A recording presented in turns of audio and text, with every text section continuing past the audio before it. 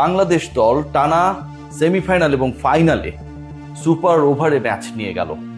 Super ওভারের super বাংলাদেশকে আমরা সেমিফাইনালে ভারতের বিপক্ষে দেখলেও শেষ পর্যন্ত ফাইনালে গিয়ে পাকিস্তানের বিপক্ষে পারল না। এই যে বাংলাদেশ পারল না, এই যে বাংলাদেশ ব্যর্থ হলো, শেষে গিয়ে তীরে গিয়ে তরি ডুবে গেল, এর জন্য আপনি কাকে রেসপন্সিবল করবেন? ইয়াসির চৌধুরী রাব্বি? আপনি কাকে রেসপন্সিবল করবেন? মাহিদুল ইসলাম অঙ্কন? আপনি সোহান, যিনি 16 বলে 26 করার পর ওই সময়টা আউট না হয়ে গেলে বাংলাদেশের 31 রানে যে 7টা উইকেট পড়ে গেল তাকে? নাকি আপনি রেসপন্সিবল করবেন জিসান আলমকে? বাংলাদেশ যে এই ম্যাচটা হেরে গেল, এই ম্যাচে বাংলাদেশের হারার জন্য এবং বাংলাদেশকে হারানোর জন্য আবারও বলছি, জিসান আলম যেন সংকল্প করে মাঠে নেমেছিলেন। একজন বাংলাদেশি হিসেবে, একজন বাংলাদেশি ক্রিকেটার সম্পর্কে এই কথাটা যখন আমি বলছি, তখন কতটা কষ্ট নিয়ে, দুঃখ নিয়ে এই কন্টেন্ট করতে গিয়ে এই কথাগুলো বলতে হচ্ছে সেটা আমার ব্যাখ্যা আপনার স্পষ্ট হয়ে যাবে। যখন বাংলাদেশ ব্যাট করতে নামলো সুপার ওভারে, বাংলাদেশের 96 রানে মূল ওভারে যখন খেলা হচ্ছিল, 9 উইকেট চলে যাবার পর সেই ম্যাচটা শেষ পর্যন্ত সুপার ওভারে গেল শেষের জুটিতে, 10ম উইকেট জুটিতে রিপন মন্ডল আর সাকলাইনের অসাধারণ কামব্যাকের কারণে, অসাধারণ পার্টনারশিপের কারণে। যে ম্যাচ বাংলাদেশ হেরে গেছিল বলে অনেকে স্ক্রিপ্ট লেখা শুরু করে দিয়েছিল, সেই ম্যাচ অবিশ্বাস্যভাবে সুপার ওভারে নিয়ে গেলেন এই দুই ব্যাটার, 10 আর 11। সেই ম্যাচটা নষ্ট করলেন মূল ম্যাচের মতো করেই আরো একবার জিসান আলম। বাংলাদেশের রান তখন 6, 2 বলের খেলা হয়েছে। প্রথম বলে একটা সিঙ্গেল, পরের বলে সাকলাইন আউট হয়ে গেছেন, করেন বল। এবং যে থার্ড বলটা করতে এলেন বোলার, যেহেতু সাকলাইন আউট হয়ে গেছেন, ব্যাটার হিসেবে নেমেছেন তখন জিসান আলম। তার মানে জিসানের হাতে রয়েছে আরো 4টা বল। সেই 4 বল ফেস করার সময় প্রথম যে বলটা এলো সেটা ওয়াইড, এবং কিপার মিস করায় আরো 4 রান, এক্সট্রা 5, আগে নিয়েছে 1। বাংলাদেশের তখন 2 বলে 6 রান, বাকি আরো 4 বল। জিসান আলম যেই শট খেলে আউট হয়ে গেলেন। কি করতে চাইলেন? কেন করলেন? কেন 4 বল বাকি থাকতেই তাকে সেই হিটটা নিতে হবে? নট লাইক যে বাংলাদেশের প্রথম 2 বলে কোনো রান হয় নাই, তৃতীয় বল আপনি ফেস করছেন, আপনাকে রান করতে হবে, এরপরে কোনো কিছু করার সুযোগ থাকবে না, এরকম কোনো প্রেশার নেই। বরং 2 বলে 6 রান, আপনি আউট হয়ে গেলেই বাংলাদেশের আর কোনো আশা থাকবে না, বাংলাদেশের ইনিংসটা ওখানটাই শেষ হয়ে যাবে, দ্য এন্ড হয়ে যাবে। আপনি 4 বল বাকি থাকতে অদ্ভুত কিসিমের একটা শট খেলে আউট হয়ে গেলেন। বাংলাদেশের টার্গেটটা পাকিস্তানকে দেয়া গেল 7 রানের মতো। সেই 7 রানের টার্গেট তারা টপকে গেছে। রিপন মন্ডল অসাধারণ 2টা বল করেছেন, কিন্তু প্রতিদিন তো রিপন একলা জেতাবেন না। কারণ এই দলে রিপনরা যেমন থাকেন, রাকিবুল্লাহ যেমন থাকেন, এই দলে সাকলাইনরা যেমন থাকেন, এই দলে জিসান আলমদের মতো, এই দলে ইয়াসির চৌধুরী রাব্বিদের মতো, মাহিদুল ইসলাম অঙ্কনদের মতো দলকে হারানোর জন্য কিছু ক্যারেক্টার থাকেন, সদা জাগ্রত জনতা। বাংলাদেশ হেরে গেল। ভারতের বিপক্ষে পারা বাংলাদেশ পাকিস্তানের বিপক্ষে সকল ক্ষেত্রে, বোলিং ডিপার্টমেন্টে, ইনিংসের শুরুতে, শেষে গিয়ে কামব্যাক করাতে 2 বলে 6 রান হয়ে গেছিল সুপার ওভারে, সেই জায়গা থেকে এগিয়ে থাকা বাংলাদেশ, ড্রাইভিং সিটে বাংলাদেশ শেষ পর্যন্ত পারল না। মূল ইনিংসেও যেন তারই পুনরাবৃত্তি। মূল ইনিংসে যেন কয়েকজন ক্রিকেটার প্রত্যেকেই জিসান আলমের অগ্নিমূর্তি ধারণ করলেন। বিভিন্ন মুভিতে দেখি না, অনেক অনেক ক্যারেক্টার। কাহনা পেয়ারেতে ঋতিক রোশনকে আমরা দেখেছিলাম, কখনো বড় লোকের ছেলে, কখনো গরিবের সন্তান। আমরা দেখেছিলাম জরুয়া মুভিতে, আমরা দেখেছিলাম কখনো সালমান খানকে, কখনো গাবিন্দেকে। বাংলাদেশেও বহুত মুভি হয়। আয়নাবাজিতে আমরা দেখি না যে কার জেল কে খাটে। বাংলাদেশি ক্রিকেটাররা সবাই যেন জিসান আলম হবার চেষ্টা করলেন যখন বাংলাদেশ ওই 126-এর টার্গেটটা চেজ করার জন্য নামলো। 120 বলে 126, যত কঠিন সিচুয়েশন হোক না কেন হোয়াইট কেটে গেল। এবং আপনার কাছে যদি মনে হয় যেটা অনেক দুরূহ টার্গেট, তাহলে একবার খেয়াল করে দেখুন, শেষ উইকেট পার্টনারশিপে 96-তে 9 উইকেট চলে যাবার পর 2জন খাঁটি বোলার বাংলাদেশের রানটাকে 125 পর্যন্ত নিয়ে গেছে।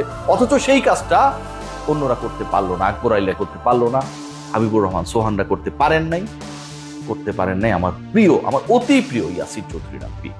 48 রানে বাংলাদেশের 4 উইকেট নেই, আগের ওভারে ক্যাপ্টেন আকবর আলী আউট হয়ে গেছেন। বাংলাদেশের জয়ের জন্য যে রান দরকার, বলের সংখ্যাও সমান সংখ্যক। আপনি কি করবেন?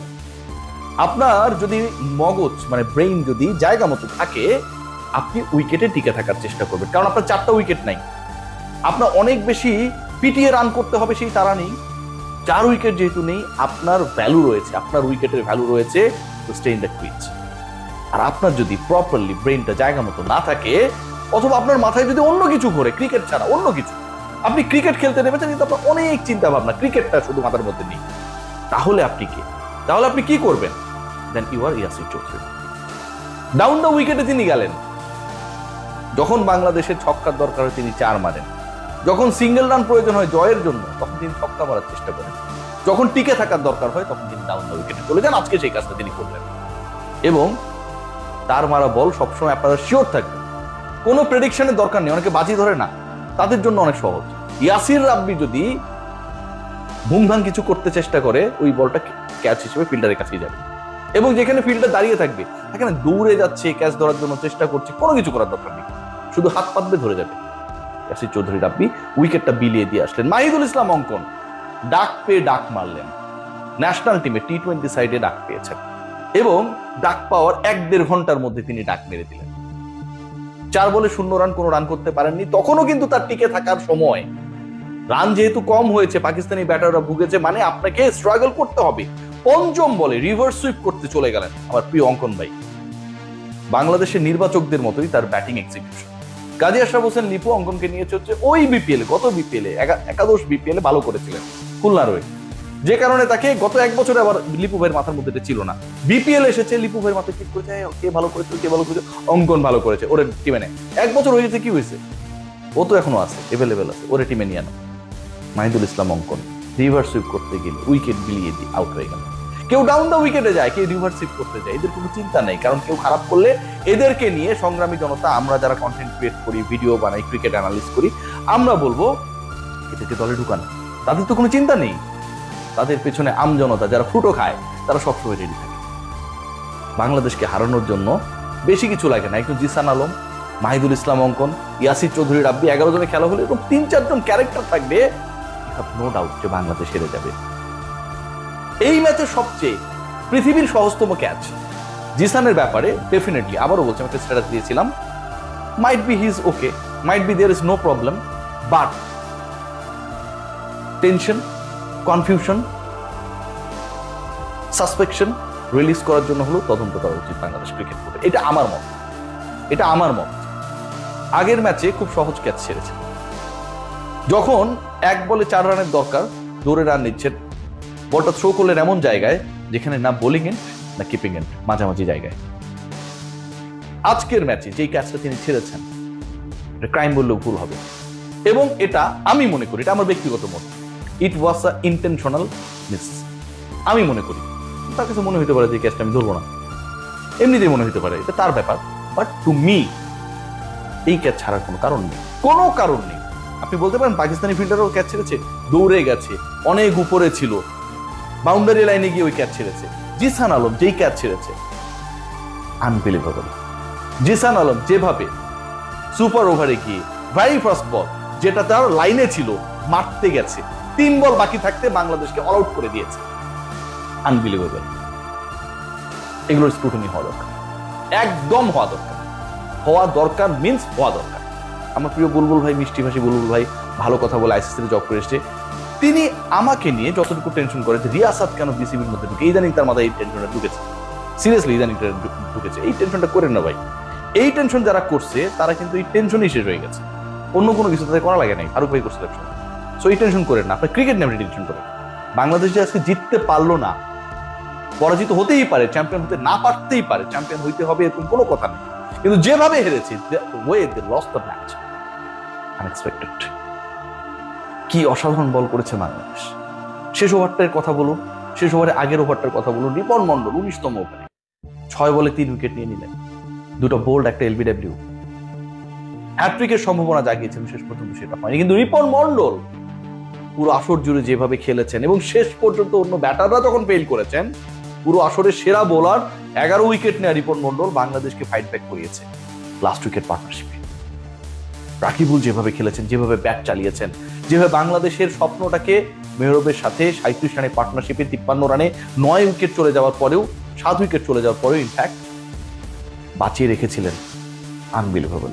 মেহরব যেভাবে চেষ্টা করেছেন, আনবিলিভেবল। প্রত্যেকটা বোলার সাকলাইন থেকে শুরু করে রাকিবুল কিংবা রিপন মন্ডল যেভাবে ডেলিভার করেছেন, আনবিলিভেবল।